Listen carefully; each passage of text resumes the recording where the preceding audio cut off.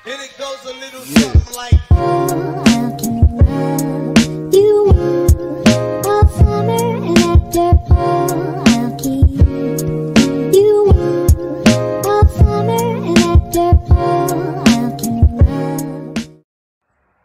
Assalamualaikum warahmatullahi wabarakatuh.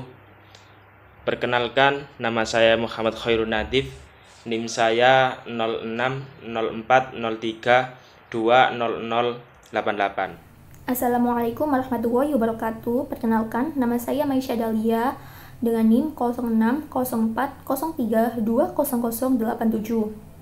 Assalamualaikum warahmatullahi wabarakatuh. Perkenalkan, nama saya Muhammad Aidar Atamami dari Prodi Manajemen Pendidikan Islam dengan NIM 060403200089. Di sini kami akan menjelaskan tentang teknis penulisan bab, subbab, dan sub-subbab dalam karya tulis ilmiah.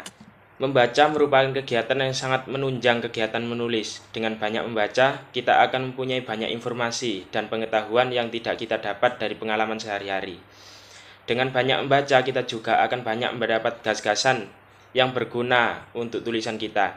Tulisan yang baik memberikan pengetahuan bagi pembaca. Oleh karena itu, kalau kita ingin menghasilkan tulisan yang baik, kita perlu membaca. Menunjang membaca perlu adanya pengembangan daya nalarnya. Mahasiswa biasanya dilibatkan dalam praktik penulisan ilmiah yang harus didukung dengan referensi yang memadai. Untuk hal ini, mereka wajib membaca bahan-bahan rujukan secara kritis. Para mahasiswa peserta dilibatkan dalam kegiatan yang mendukung perkembangannya pemahaman tentang membaca kritis. Kemudian dilibatkan dalam praktek membaca kritis, tulisan atau artikel ilmiah, tulisan atau artikel populer, dan buku ilmiah, serta bahan-bahan yang tersaji dalam internet. Penulisan karya ilmiah memerlukan persyaratan yang baik formal maupun materi. Persyaratan formal menyangkut kebiasaan yang harus diikuti dalam penulisan, sedangkan persyaratan materi menyangkut isi tulisan. Sebuah tulisan akan mudah dipahami dan menarik apabila isi dan cara penulisan yang memenuhi persyaratan dan kebiasaan umum. Dalam penulisan sebuah karya ilmiah tidak dapat digunakan pedoman dan aturan yang berlaku pada diri sendiri, tetapi pedoman dan aturan yang berlaku secara konvensional pada kelompok tertentu. Hal tersebut juga berlaku kepada semua jenis karya ilmiah. Media pengelolaan kata. Pengelola kata merupakan aplikasi yang mempunyai lembar kerja yang pengisian atau pengetikan dilakukan pada lembar kerja. Dalam aplikasi ini terdapat sejumlah fitur yang berguna untuk pengetikan dokumen, di antaranya kolom koran, tabel, paragraf, mail merge, Word, dan Smart Art. Fitur-fitur tersebut dapat kita temukan di Microsoft Word, yaitu salah satu alat membuat dokumen dan pengelola kata terbaik sampai saat ini. Mr. Word sangat mudah diakses dan tidak berbayar. Hal ini sangat memudahkan pengguna dalam membantu mengerjakan pekerjaan-pekerjaan yang harus dikumpulkan via dokumen. Tak hanya Mr. Word, ada juga beberapa media pengelola kata lain seperti Lotus Word Pro, Notepad, S-Word, dan lain-lain. Tetapi kebanyakan orang menggunakan Mr. Word karena sudah terbiasa mengaplikasikannya. Nah, kemudian format penulisan karya ilmiah. Skripsi, paper atau makalah, laporan penelitian, dan lain sebagainya memiliki format penulisan tertentu untuk bisa disebut sebagai sebuah karya ilmiah. Uraian di bawah ini membahas format penulisan karya ilmiah berupa skripsi pada program S1 Pemerintahan Integratif. Namun, beberapa poin penting dalam format penulisan dimaksud bisa dipakai secara acuan dalam penulisan karya ilmiah selain skripsi, seperti paper atau makalah, artikel dalam jurnal ilmiah, dan lain sebagainya. Selanjutnya yaitu bahan dan ukuran kertas. Dalam penulisan sebuah karya ilmiah, sangat perlu memperhatikan bahan dan ukuran kertas. Kertas yang digunakan harus sesuai dengan ukuran yang sudah ditetapkan standarnya. Bahan dan ukuran kertas yang dipakai dalam sebuah karya ilmiah adalah sebagai berikut, yaitu 1. Ukuran kertas A4, yaitu 21 x 29,7 cm. Ukuran kertas A4 merupakan ukuran standar internasional berdasarkan ISO dalam satuan mm dan bisa dikonversikan menjadi satuan cm. Yang kedua yaitu jenis kertas HVS 80 gram. Kemudian yang ketiga yaitu kertas Dorslet berwarna, yaitu merupakan kertas tipis dan tembus pandang yang biasanya digunakan sebagai kertas rangkap pada nota atau bond atau faktur non-karbonis. Kita lanjut di penulisan atau pengetikan. Mengetik adalah sebuah proses di mana teks atau angka dimasukkan pada alat seperti mesin ketik, komputer, atau kalkulator dengan menekan tombol pada papan ketik. Mengetik berbeda dengan cara memasukkan data yang lain seperti petunjuk data komputer mouse, pena elektronik, dan pemasukan teks melalui pengenal suara. Dalam menulis sebuah karya ilmiah, terdapat banyak ketentuan dan tidak asal ketik saja. Ketentuan-ketentuan dalam pengetikan sebuah karya ilmiah dirinci sebagai berikut, yaitu 1. Menggunakan software pengolah kata dengan platform Windows seperti Microsoft Word, Microsoft Excel, dan lain-lain. Kemudian yang kedua, jenis huruf yang digunakan adalah Times New Roman dengan ukuran 12, kecuali untuk pengetikan halaman judul sampul atau hardcover, halaman judul dalam atau soft cover, dan juga catatan kaki atau footnotes. Yang ketiga, yaitu batas tepi atau margin. Supaya tiap halaman ketikan rapi, sebaiknya digunakan kertas pola ukuran. Kertas pola ukuran tersebut dipasang setiap kali mengganti halaman dan kertas. Pola ukuran itu harus ditaati agar hasil ketikan tampak rapi. Jika menggunakan komputer, program-program tertentu harus dikuasai terlebih dahulu agar format yang dikehendaki terwujud.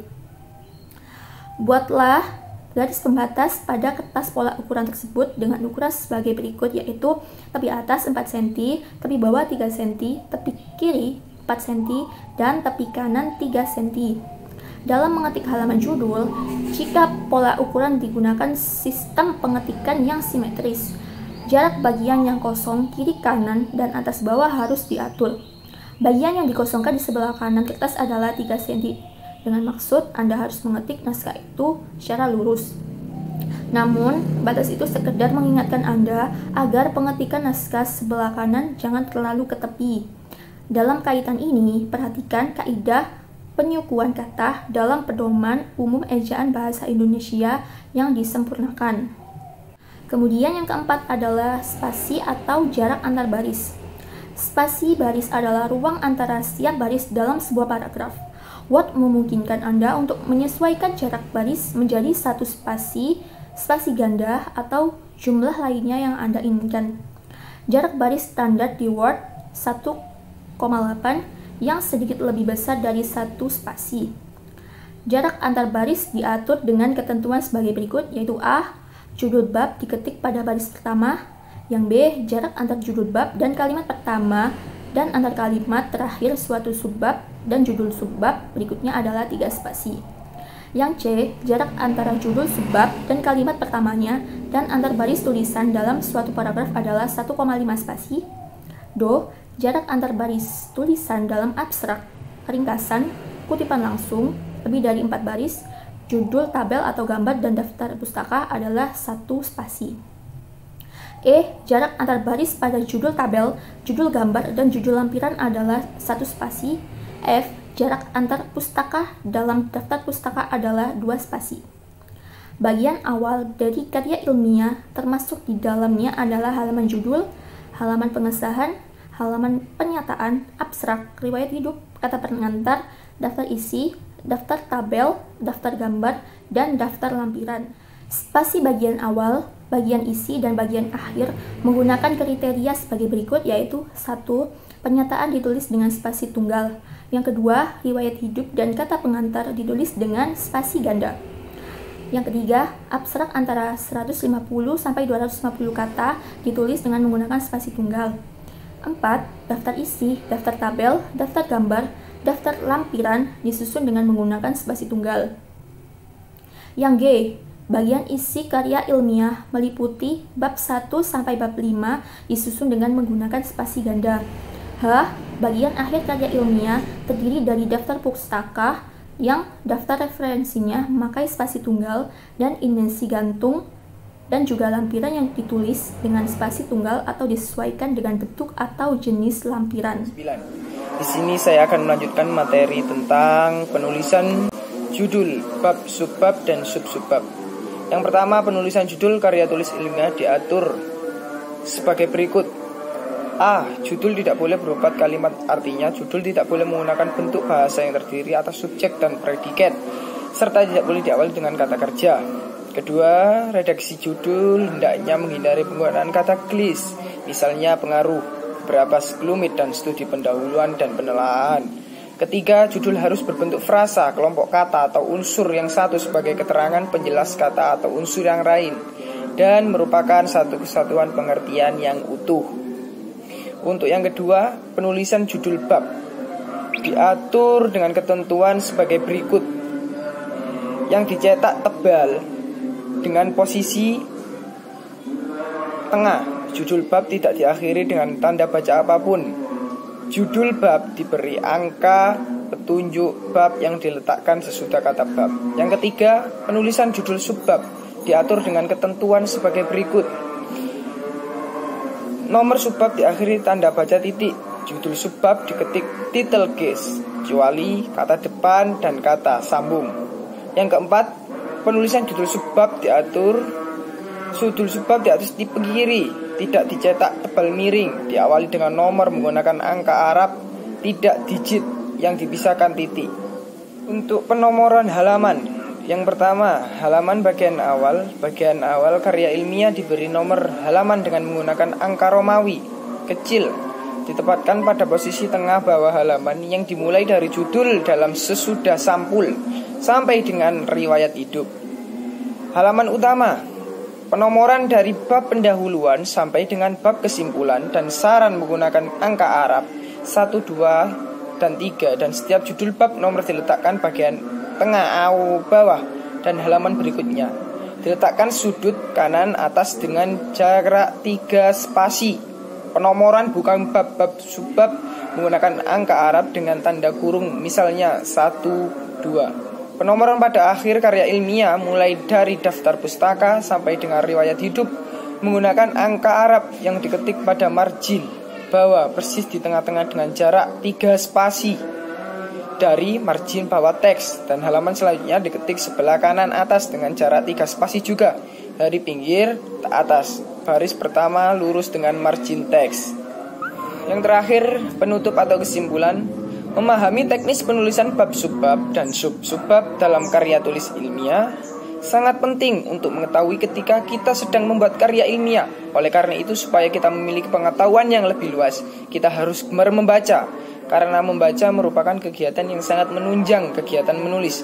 Dengan menulis membaca, kita akan mempunyai banyak informasi, referensi, dan pengetahuan yang tidak kita dapat dari pengalaman sehari-hari. Dengan membaca kita menalar lebih banyak pengetahuan dan bisa berpikir kritis dalam menulis. Ketika kita sedang membuat karya ilmiah, maka dari itu kita harus membaca dari artikel ataupun sumber yang ada, sumber yang kita referensi yang lebih luas. Dan untuk supaya lebih memahami tentang teknis penulisan bab, subbab, dan sub-subbab, yang perlu kita ketahui adalah mengetahui media pengelolaan kata, format penulisan karya ilmiah, bahan ukuran kertas, penulisan pengeditan, penulisan judul, judul bab, subbab, dan sub-subbab, penomoran halaman. Yang terakhir, sekian dari kelompok kami. Semoga bermanfaat bagi kita semua. Saya akhiri. Assalamualaikum warahmatullahi wabarakatuh.